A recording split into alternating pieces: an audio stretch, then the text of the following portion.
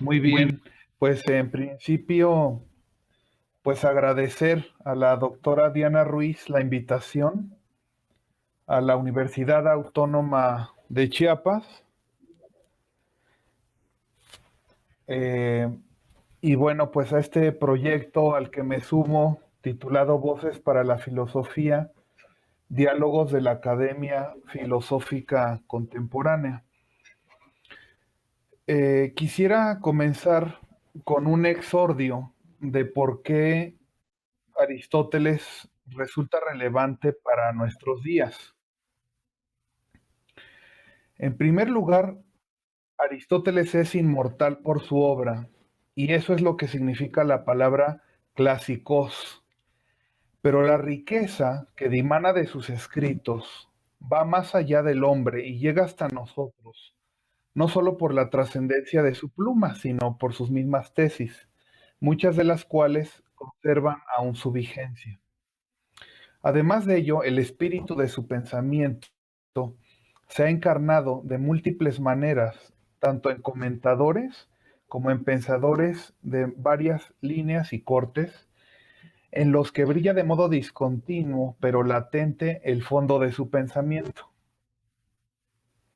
Inclusive, por modo de contraste dialéctico o por refutación de la crítica, ha sido y seguirá siendo un interlocutor fecundo y prolijo, ávido de saber, comprometido por entero con la verdad y buscador infatigable del conocimiento en todos los ramos de la ciencia y de la cultura en general, pues nos abre perspectivas convergentes que tienen su centro en la profunda visión que de lo real tuvo este pensador. Ahora, la poderosa influencia que su obra y espíritu han tenido a lo largo de 2400 años corre al parejo de la historia de la filosofía y de las ciencias en general. En el siglo XX tuvo su ética un renacimiento especial dentro de los discursos de moral dialógica, ya que las nuevas propuestas no formalistas que buscaban un alejamiento intencional de las éticas kantianas del deber, a diferencia de las analíticas, tenían una mayor apertura dialógica, como el caso de Alasdair MacIntyre, Martha Nussbaum, Ernest Tugendhat o Pierre Hadot. Y la propuesta sapiencial o fronética de Aristóteles tuvo un eco importante que corre hasta nuestros días. También en la metodología Aristóteles gozó de un florecimiento en el campo de la argumentación a raíz de la publicación en 1958 del Tratado de la Argumentación, la nueva retórica de Schein-Perelman y Olbrecht Títeka, y de la continuidad de esa iniciativa por otros autores como Toulmin y los principios de esquematización, Hamblin y sus estudios de falacias, o recientemente Van Emeren y Gottensdorf con su pragmadialéctica, que quieren aplicar casi a cualquier campo del saber.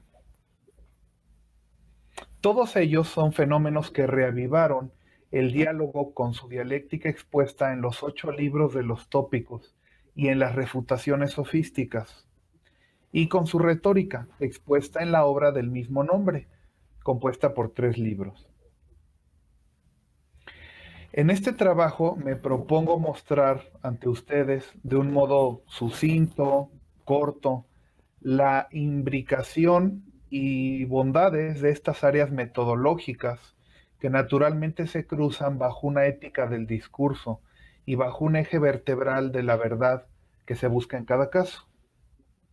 Esto ya lo han resaltado estudiosos actuales como Enrico Berti, como Carlo Natali, como Bárbara Kazan y como Arturo Ramírez Trejo, entre otros.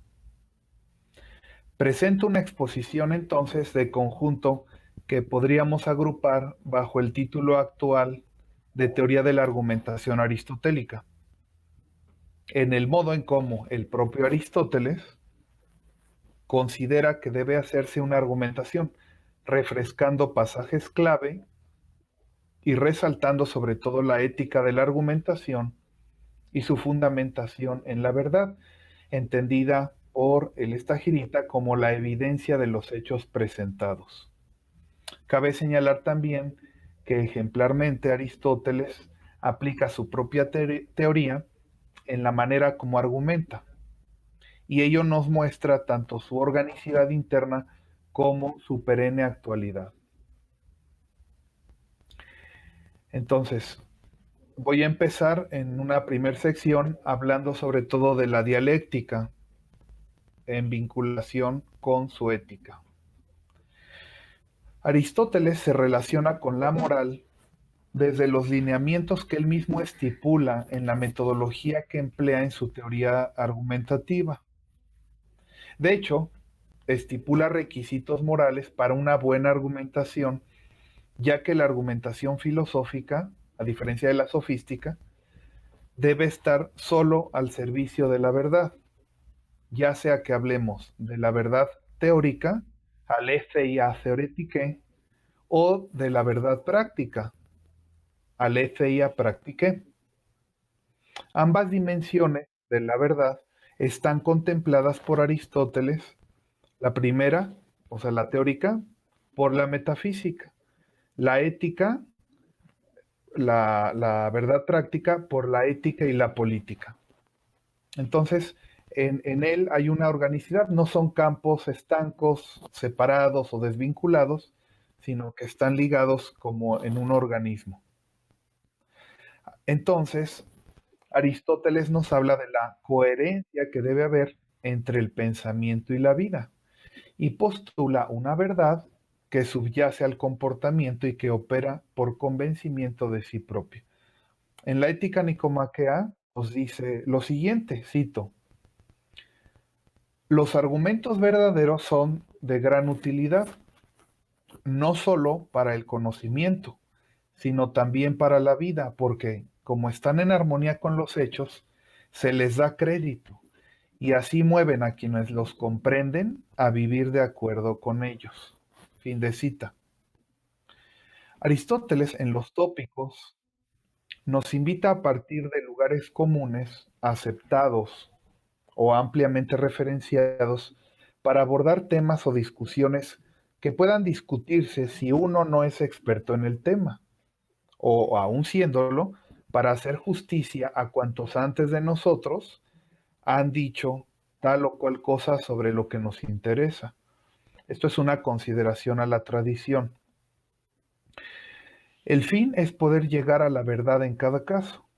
Es así que esta búsqueda debe ser promovida tanto en la dimensión teórica como en la dimensión práctica, como ya lo señalé.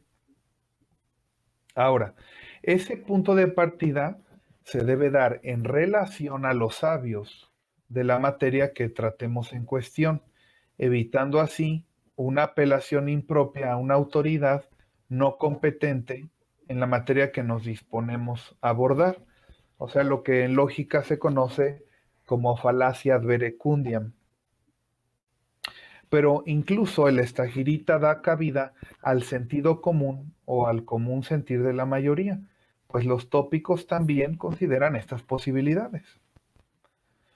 Más allá de las indicaciones generales que se dan en los libros tópicos 1 y 8 sobre el arte dialéctico en general, los libros del 2 al séptimo están dedicados al análisis del uso de los distintos topoi o lugares comunes en las disputas dialécticas, que pueden darse en cualquier ámbito, en el ágora, en la calle, en un foro jurídico, en cualquier lugar. Y esos lugares comunes son clasificados según su pertenencia a 4 tipos de predicables. Esto pues tiene su raigambre en la lógica. ¿Cuáles son esos predicables? La definición, el propio, el género y el accidente. Son 4. Entonces, de los 8 libros que componen los tópicos, el primero y el octavo dan indicaciones generales. Del 2 al 7 se abordan estos predicables.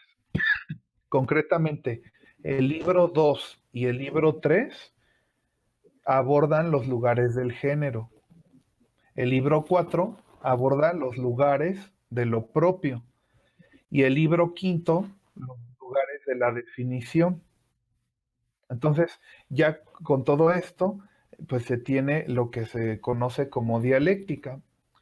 El libro 9 de los tópicos, que suelen editarlo desde Andrónico de Rodas aparte, conocido con el título de Refutaciones Sofísticas, pues trata de los elencos o las falacias justamente de los sofistas, para no caer en esos errores.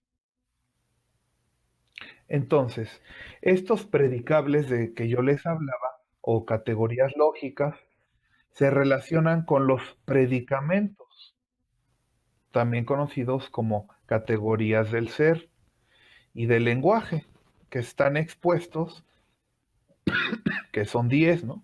Sustancia, cantidad, cualidad, acción, pasión, tiempo, lugar, hábito, modo y situación.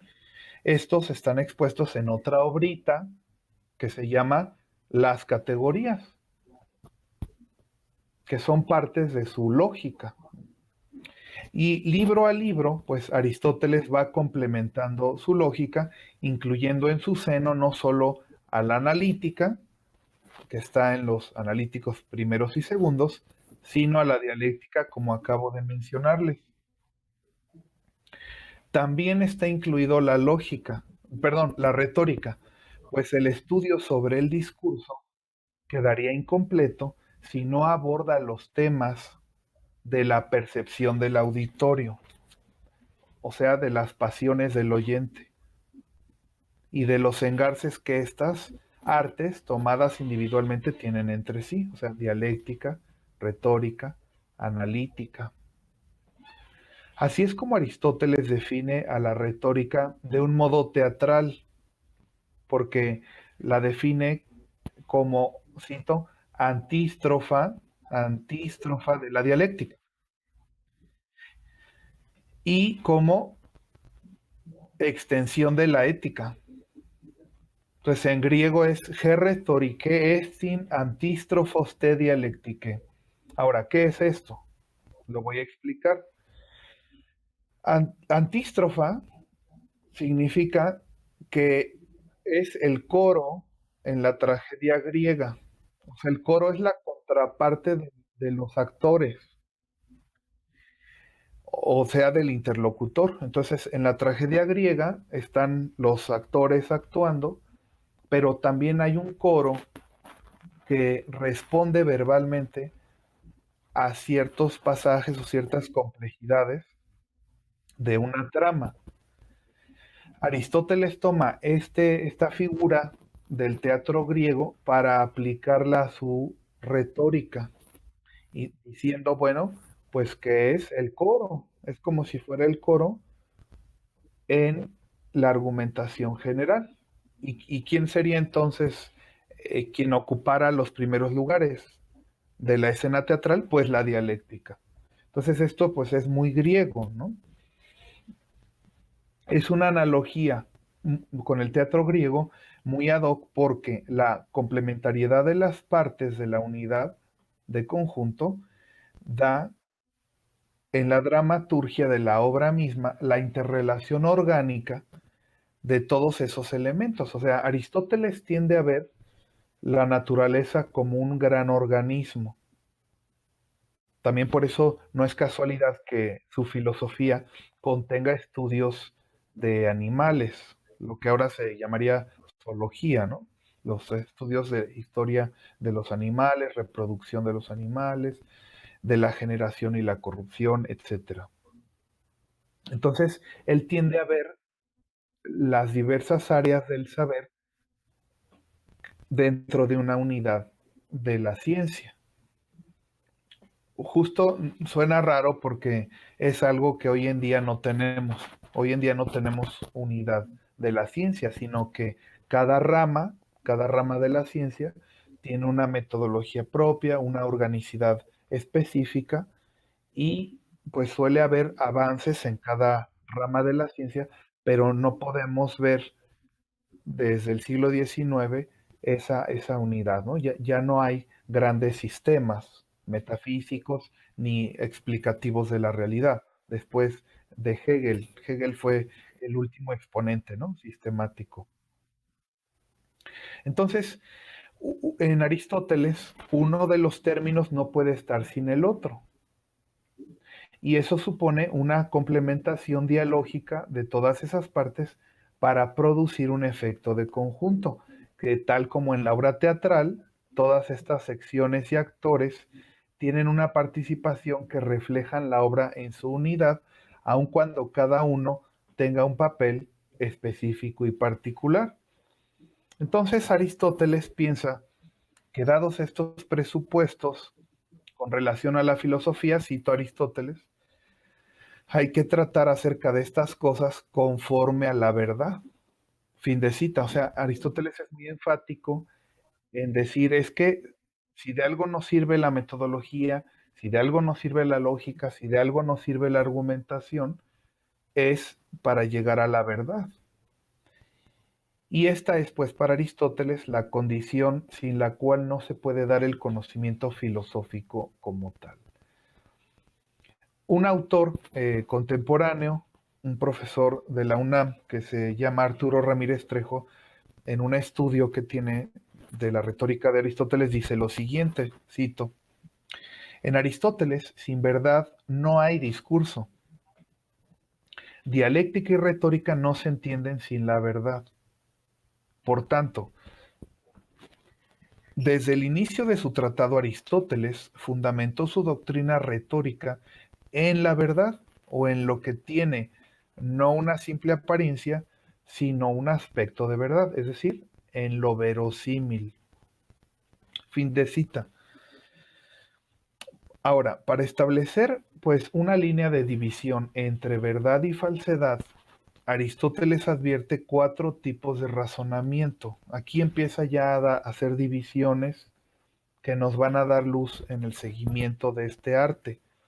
Le llama arte dialéctico, arte retórico, porque es un instrumento, o sea, no es propiamente ciencia, en el sentido más fuerte del término, que para Aristóteles sería la metafísica. Entonces, estas artes del razonamiento, dice, encabezan cuatro géneros de discusión que pueden presentarse en el análisis del discurso y que van decreciendo en cuanto a la seguridad de su pretensión, van de mayor a menor.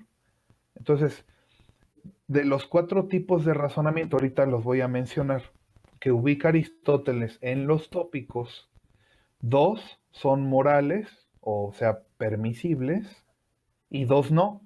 ¿Cuáles son los permisibles? Son los didácticos o demostrativos, o sea, los demostrativos, en griego se dice eso, didaskalikoi, que son los que parten de principios o verdades y que son materia de la analítica. Segundo grupo, los dialécticos o examinativos, en griego dialectikoi, son los que se construyen de cosas plausibles o que pueden ser de otra manera que las cosas necesarias. Estos son materia de la dialéctica y de la retórica. O sea, las cosas que no son necesarias pueden discutirse. Las cosas que son necesarias no pueden discutirse, pueden aprenderse, que son los primeros principios y causas, objeto de la metafísica, que aquí no vamos a abordar, pero simplemente los estamos deslindando. Ahí tenemos dos grupos. Luego siguen otros dos, el tercero y el cuarto, ¿verdad? Que hay que conocer para no caer en ellos o para defendernos si fuéramos atacados por ellos, que son, grupo número 3, los razonamientos erísticos o contenciosos. Sería el tercer grupo, peirasticoi, que simulan la plausibilidad, pero no la tienen, y representan razonamientos equivocados o razonamientos no conclusivos. también son materia de la dialéctica. Finalmente, el cuarto grupo son los paralogismos o razonamientos desviados. En griego se dice eristikoi o erísticos, ¿no? Que intencionadamente falsean los supuestos de pretensión del conocimiento. Entonces, como pueden advertir, aquí hay un problema muy grande que tiene que ver con los alcances epistemológicos del realismo aristotélico, que muchas veces se ha mal leído, mal entendido y se ha dicho que es un realismo ingenuo. Estos cuatro grupos son una parte de la dialéctica que se estudia en el mismo Aristóteles. Y el cuarto grupo, que dije que eran los erísticos, pues les dedica todo un libro que son las refutaciones sofísticas, sofisticoi elencoi.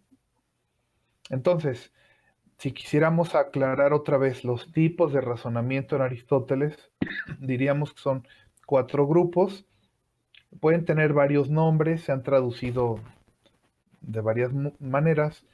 Por ejemplo, los demostrativos, que les dije del primer grupo, pues se les ha dicho que son didácticos, que son apodícticos, que son filosofemas. ¿Y cuál es su significado? Bueno, pues que parten de principios o verdades y que es un tipo de razonamiento mayormente explicativo. ¿Mm?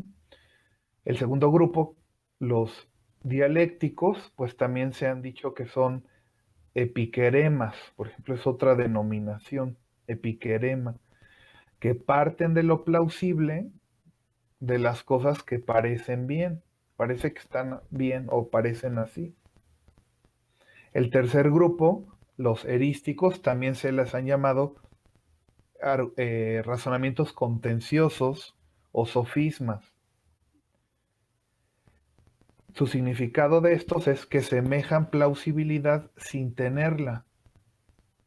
Entonces no son razonamientos correctos. ¿Sí? ¿Hay una pregunta? ¿Perdón?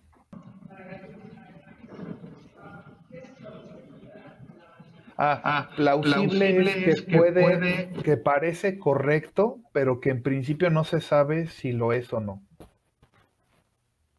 Que parece correcto en una primera instancia. Bueno, y los últimos que decíamos que eran los paralogismos o erísticos también se denominan argumentos desviados o aporemas, porque intencionalmente falsean los supuestos del conocimiento. Entonces, puede ser, puede ser que estos argumentos tengan una estructura al principio correcta, pero que no estén dirigidos a probar lo que en un principio decían que probaban, ¿no? Por ejemplo, por eso son desviados. En griego, paralogismo, para es al lado de logos.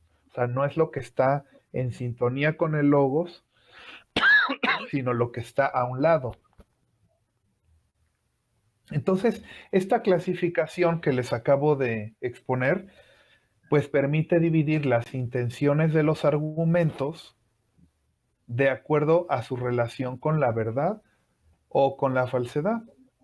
Dice Aristóteles, cito, pues por los discursos creen cuando, cuando mostramos la verdad o lo que la verdad parece, según lo persuadible en cada caso. Entonces, fin de cita, la persuasión, ¿qué es? Pues es el convencimiento. El fin de la retórica es convencer al otro. Ese es el fin de la retórica. Pero a diferencia de las otras retóricas, porque había maestros de retórica, pues desde el siglo VI, acuérdense de los grandes sofistas como Gorgias, como Hipias, como Protágoras, ¿sí? Pues la retórica de Aristóteles quiere estar al servicio de la verdad. Y a él le parece que ese candado es el que sella la moralidad. Ahora, los razonamientos pues pueden tener por su naturaleza mayor o menor fuerza argumental. O sea, pueden tener mayor nivel de concreción o menor nivel de concreción. Pueden tener cierta suficiencia o pueden ser insuficientes si hacemos una prueba rigurosa de ellos, ¿no? Entonces, los razonamientos, en la medida en que están bien apuntalados, bien estructurados, bien engarzados en sus proposiciones, pues se mueven, perdón, dentro del horizonte de sentido del lector, del auditorio o del interlocutor, si pensamos en el diálogo. Entonces, eh, los razonamientos pues tienen la finalidad de salir a la elocución con los demás. Por eso estamos aquí implicando el terreno ético y el terreno político.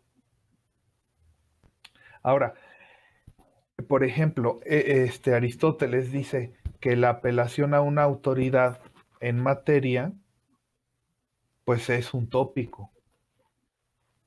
O sea, los tópico significa lugar. Entonces son formas de cómo se puede argumentar.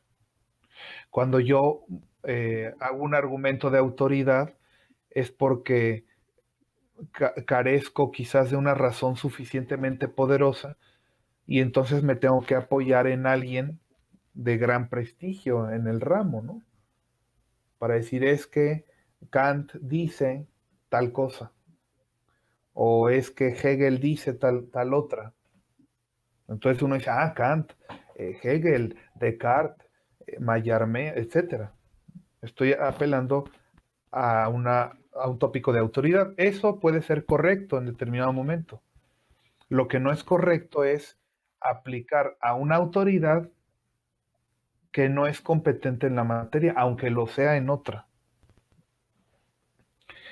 Entonces, Aristóteles es muy cuidadoso porque distingue lo plausible, o sea, lo que parece ser verdadero en una primera instancia, a lo que no es plausible. Ahora, en esos casos, dice Aristóteles, pues hay que apoyarse en la opinión de una autoridad. Es válido. Pero en una autoridad, les decía yo hace rato, en aquello de lo que se esté discutiendo. Y como esas autoridades suelen estar ausentes o en la mayoría de los casos muertas para podérseles interpretar, entonces por ello necesitamos, dice Aristóteles, pensar en ciertos tópicos, o sea, ciertos razonamientos que nos saquen a flote en una discusión. Por ejemplo, ahorita recuerdo el Menón de Platón. En el Menón, que hay una discusión al principio entre Sócrates y Menón, parece que Menón le está diciendo lo que decía su maestro Gorgias, pero no lo dice bien, ¿no? Entonces Sócrates, el Sócrates de Platón, le dice, bueno, pues Gorgias no está, pero ¿tú qué piensas? O sea, deja a Gorgias en paz y tú di lo que tú crees. Vamos a partir de lo que tú dices que dijo Gorgias. Pero en todo caso, quien se compromete eres tú, no Gorgias, ¿no? Ahora, eso también tiene, diríamos hoy en día, implicaciones de qué tipo?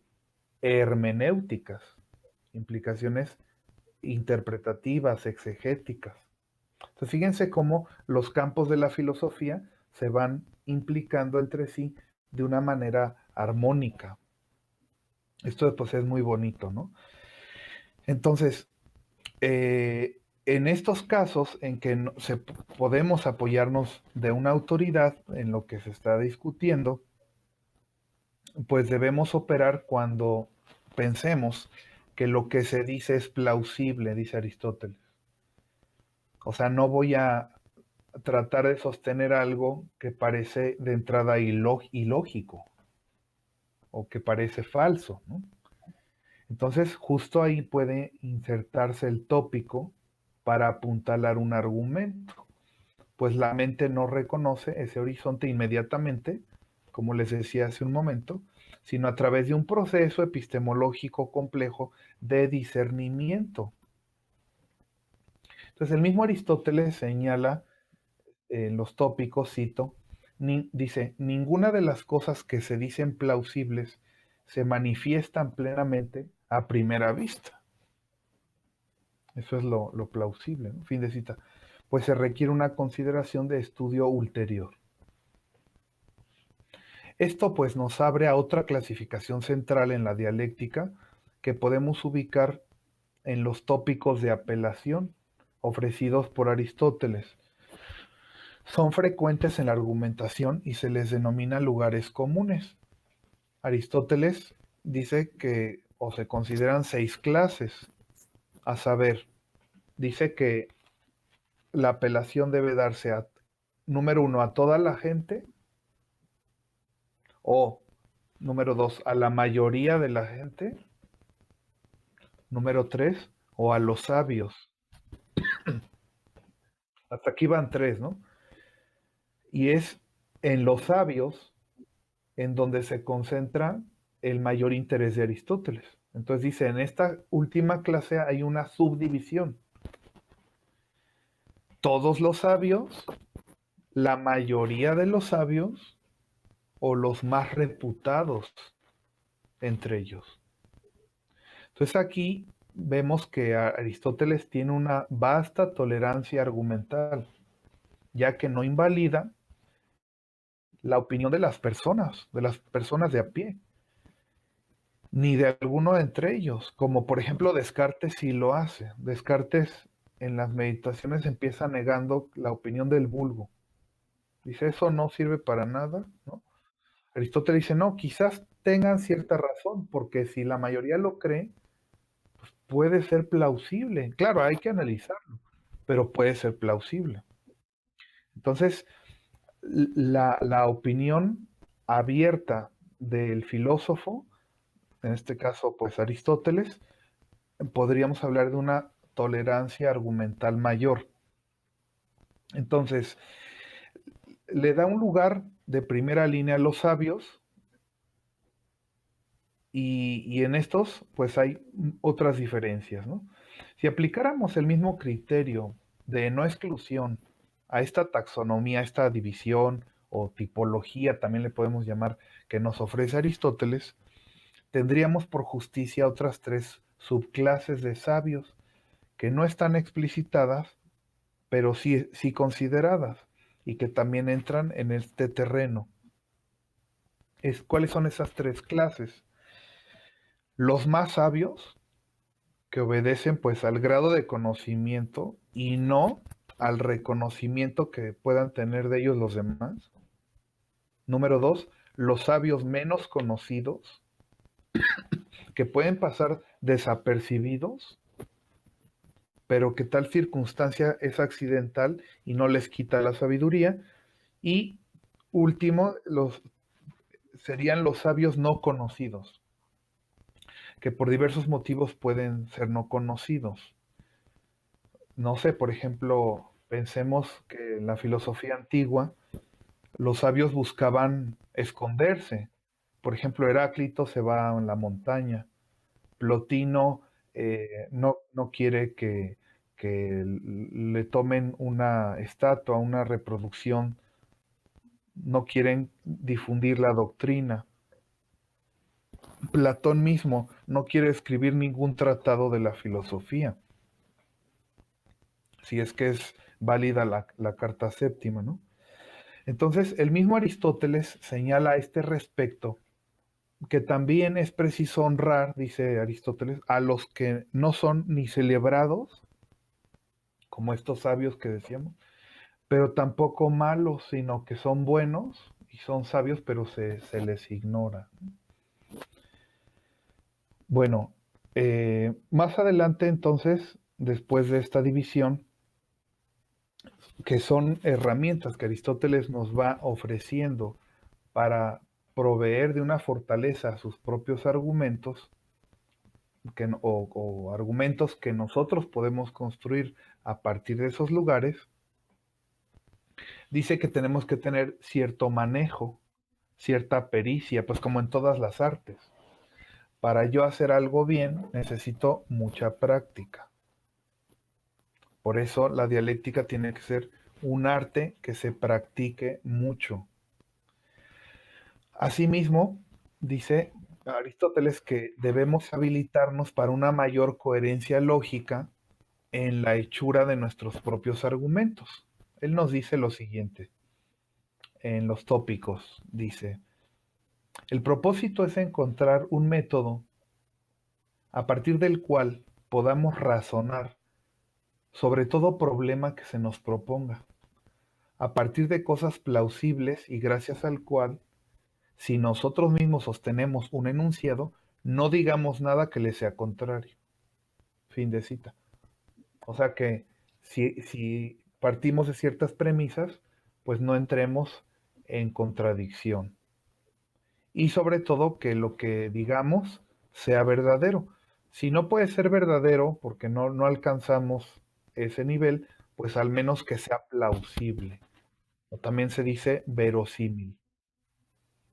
Bueno, ahora, además de razonar, pues también es preciso convencer de lo que pensamos. ¿Eso para qué? Para mover a los hombres a la acción.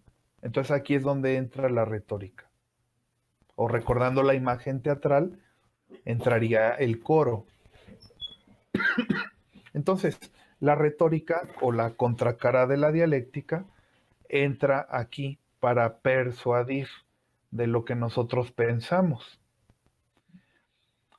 ¿Cómo aborda Aristóteles la retórica?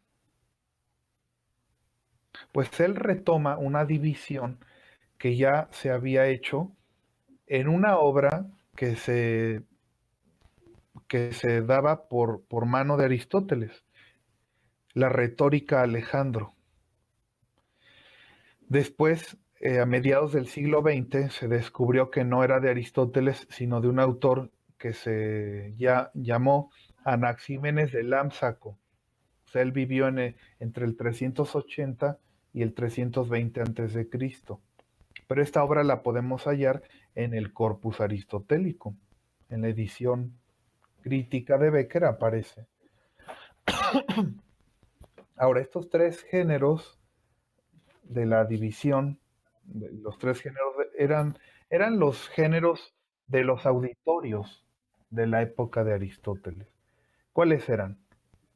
El deliberativo o político, el demostrativo o epidíctico y el forense o judicial. Entonces quiero exponer muy rápidamente las características de cada género. El primero, que es el deliberativo o político, se ocupa principalmente del estudio de las formas de gobierno.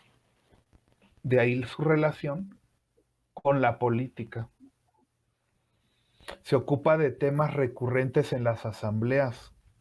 Ejemplos de Aristóteles: los ingresos fiscales, la guerra, la defensa del Estado, las importaciones, la legislación, etc.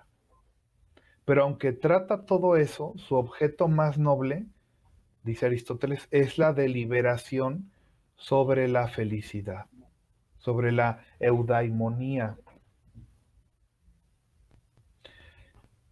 Ese tema será objeto del libro 10 de la Ética Nicomaquea.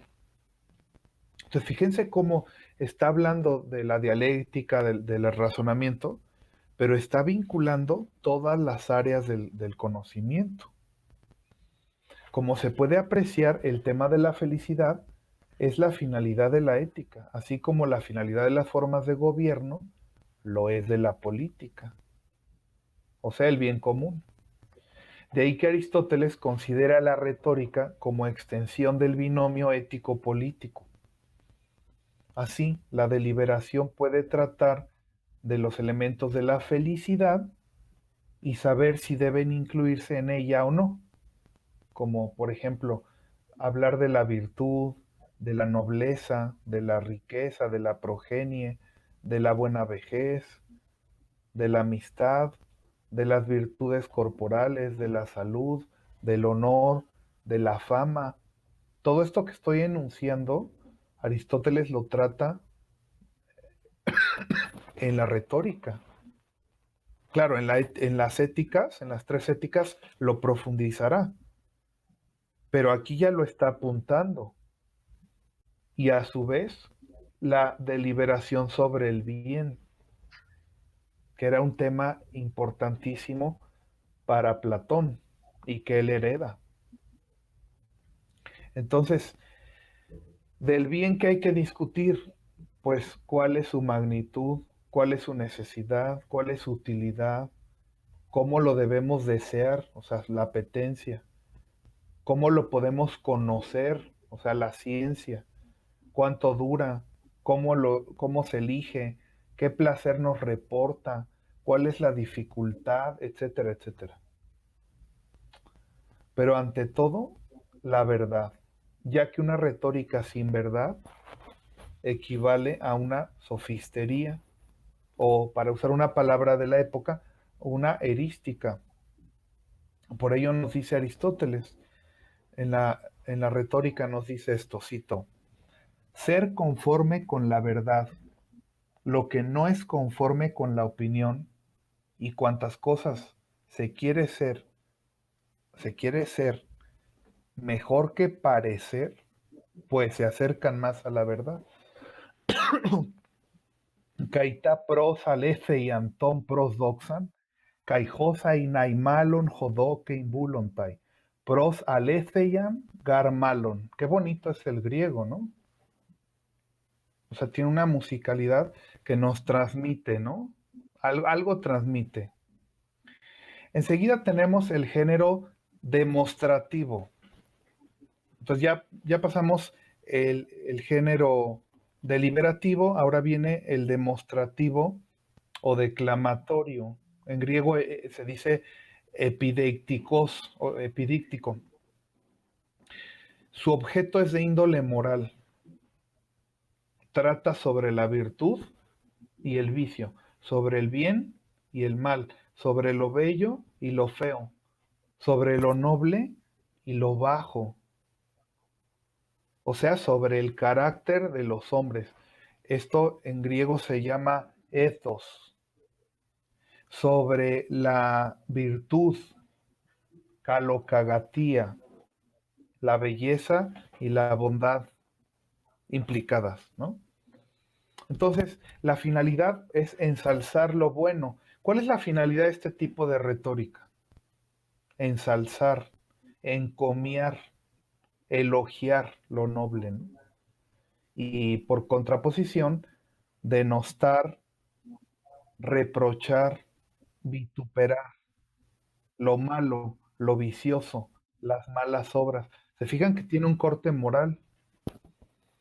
Entonces, la retórica epidíctica nos sirve para lanzar invectivas, disuadir del mal, disuadir a las personas de que cometan actos bajos, actos impíos.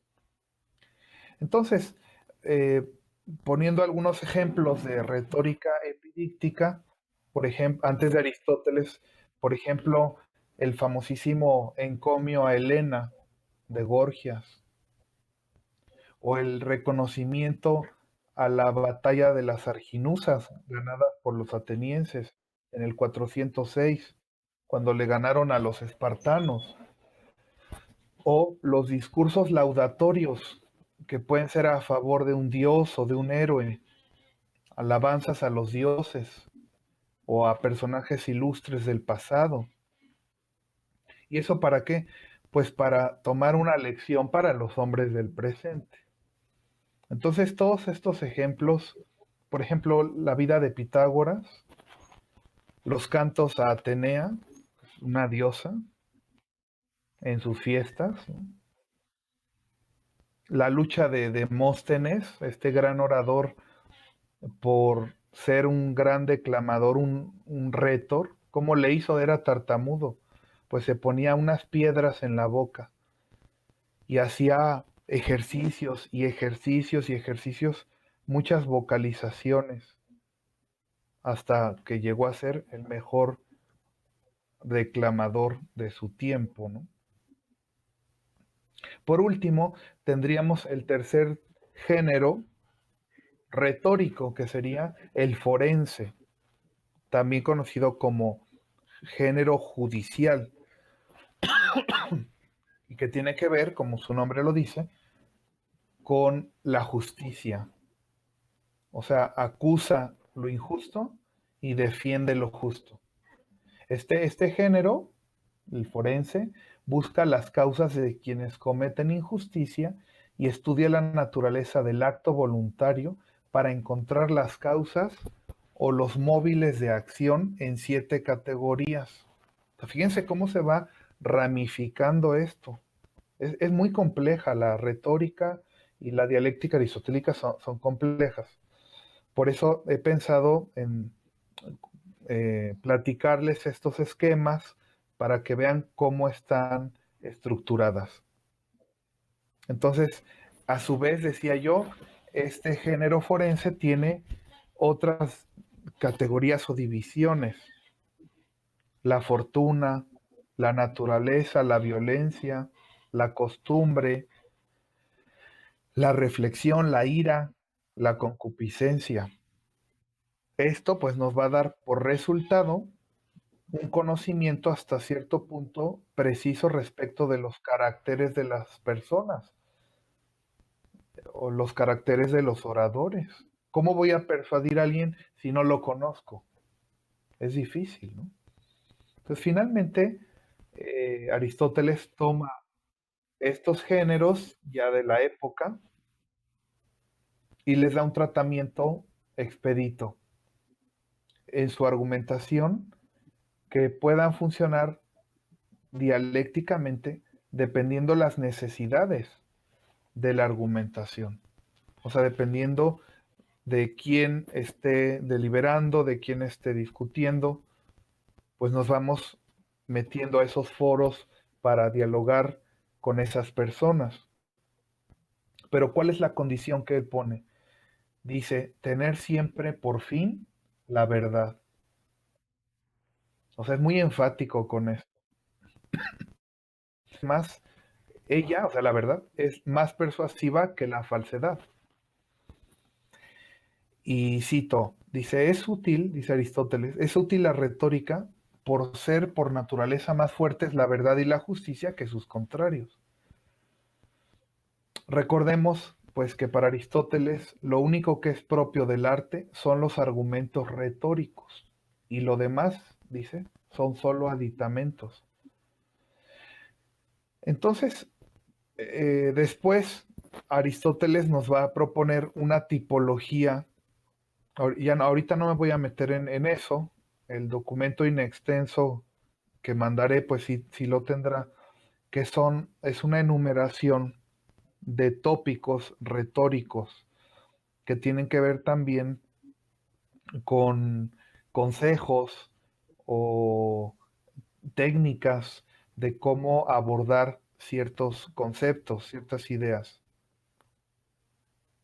Por último, la retórica en el libro 3 nos presenta lo que se llama la lexis o consideraciones de estilo, que son las partes que debe tener un discurso retórico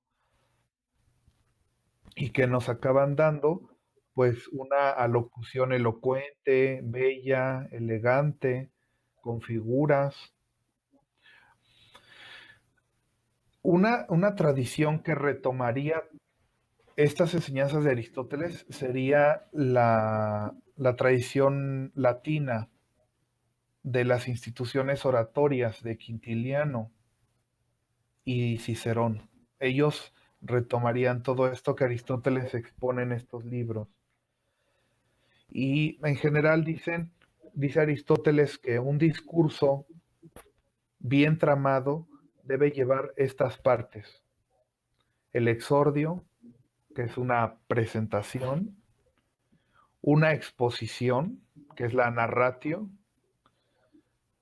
luego una demostración, con ejemplos o con razones, es la argumentatio, y finalmente el epílogo o la conclusión, que los latinos le llamaron peroratio.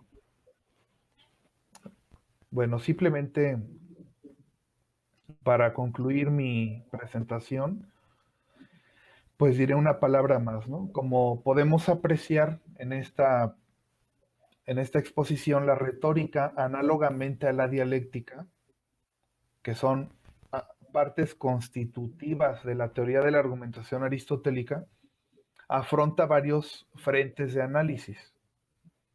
Por ser una herramienta auxiliar en las ciencias, sin ser una de ellas en concreto, más bien muestra una naturaleza enteramente instrumental y por eso es parte del órgano.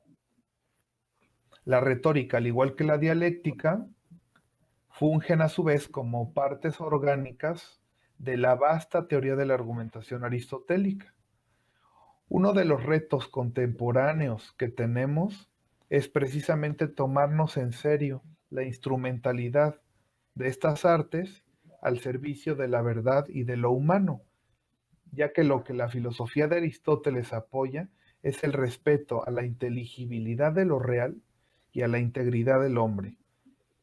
Y en ellas, lo lógico argumentativo debe estar al servicio de la filosofía. Muchas gracias.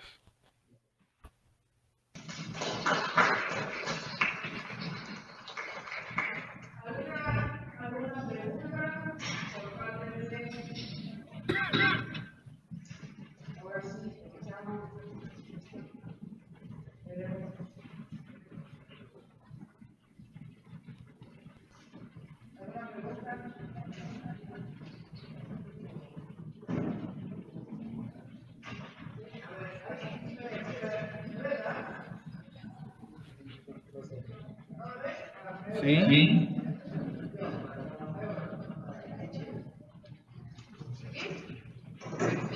Sí, sí. te veo. Ok. Bueno, doctor, muchas gracias por la presentación, por lo que expone hoy ante este auditorio. Me gustaría hacer un pequeño comentario. Ahorita voy a tratar de contextualizar. ¿Sí me escuchas? Como Como doble. doble. Como doble. No, es que...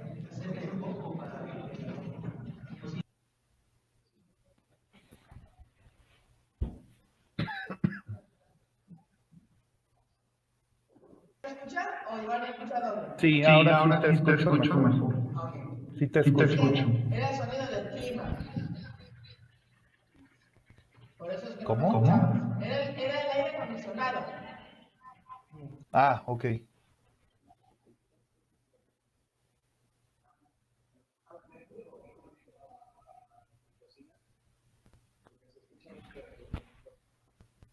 ¿Le bajo? A ver ahí. Ahí Ahí. me... ¿Sí? ¿Me escuchan? Sí. Sí. Ah, muy bien. Bueno, le comentaba que mi intención era contextualizarlo.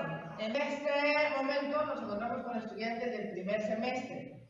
El programa de aquí, de esta universidad, únicamente contempla una asignatura de lógica y esta se aborda en el primer semestre.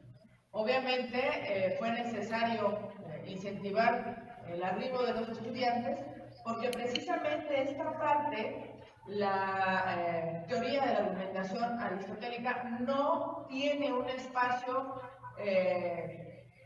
necesario para su tratamiento.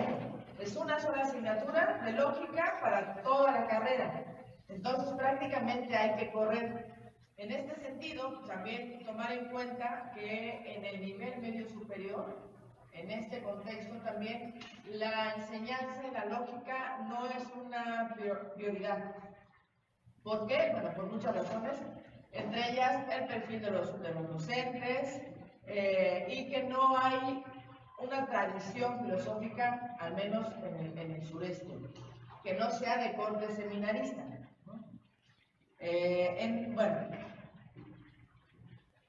eso me lleva a lo siguiente.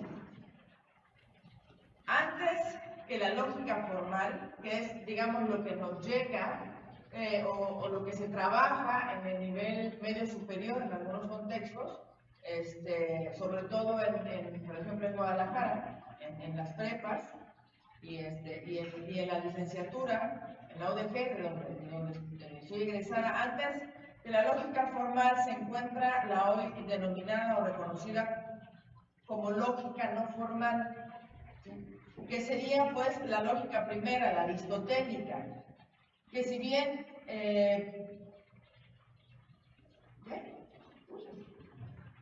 no cuenta por sí misma, digamos, desde los planteamientos aristotélicos, con este desarrollo del lenguaje matemático que tiene la lógica formal, contiene un modo de entender el razonamiento desde una perspectiva silogística, ¿no? Que sería, digamos, lo más próximo a lo formal si quisiéramos hacer o tender este puente.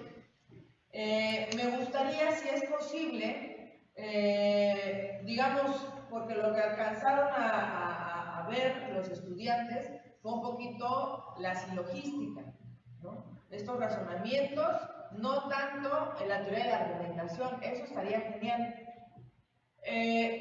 Un poquito de qué manera hacer incorporar, ¿no? A la silogística en este planteamiento que estás haciendo, por lo siguiente, la relación ética con la teoría del conocimiento de la argumentación aristotélica va a ser algo que se está planeando para la reestructuración del plan de estudios. Por eso se me hizo fundamental y elemental tu contribución, porque se está considerando que para la reestructuración del plan de estudios en primer semestre sería precisamente una asignatura denominada razonamiento silogístico o teoría de la argumentación aristotélica, para introducir a los estudiantes al campo de la lógica sin este desdén que la analítica, ¿no?, tiene hacia ella. Entonces me gustaría saber si podrías darnos luz un poco respecto a ello. Sí, pues como mencionas, la lógica aristotélica no, no tiene que ver, o yo la veo así, con las matemáticas. O sea, toda esta formalización del cálculo proposicional, del cálculo de predicados, en mi experiencia no nos lleva a nada más que a una ejercitación formal de la mente, ¿verdad? Para procesos analíticos. En cambio, la lógica aristotélica nos da una base de alocución, es decir, nunca se despega de los correlatos proposicionales que ella misma postula en sus formas aceptadas. Cuando Aristóteles habla de silogismos o silogismos aceptados o discutibles por las otras corrientes, siempre está apuntalando la necesidad de que los contenidos proposicionales tengan al menos una plausibilidad o una verosimilitud. Entonces, en ese sentido, no está desligando el conocimiento que tiene de otras áreas para la construcción de la lógica. O en otras palabras, la lógica se ve así como un instrumento que puede ayudarnos a razonar mejor los otros campos de la filosofía, que son los ejes centrales, sobre todo la ética, ética guión política, y la filosofía primera, que se dio en llamar pues metafísica, ¿no? Entonces, yo sí soy partidario de que esta incorporación que mencionas en su plan de estudios, pues va a ser muy favorable y va a retribuir bondades a la formación dialéctica, vamos a decirlo en estos términos griegos, de tus estudiantes. Bueno, ¿alguna comentario, duda? ¿No? ¿Chisme o no? ¿Por qué? No estoy de acuerdo. Bueno, pues bueno, doctor, le agradezco muchísimo. Ya tendremos ocasión de dialogar, espero yo, en persona, Claro. próximamente. Y pues bien, como lo mencionó, la idea de estos ejercicios es que en su momento se cuente con los documentos en extenso para poder dialogar de otra manera, ya en términos del lector y el autor, con futuras generaciones o con nuestros egresados también. Entonces, sin más, le agradezco muchísimo su participación, el haber aceptado esta invitación y que nos compartieran sus conocimientos sobre la... No, pues yo encantado y agradezco tu invitación, doctora. Pues muchísimas gracias. Gracias. Chicos, hasta luego. Hasta luego.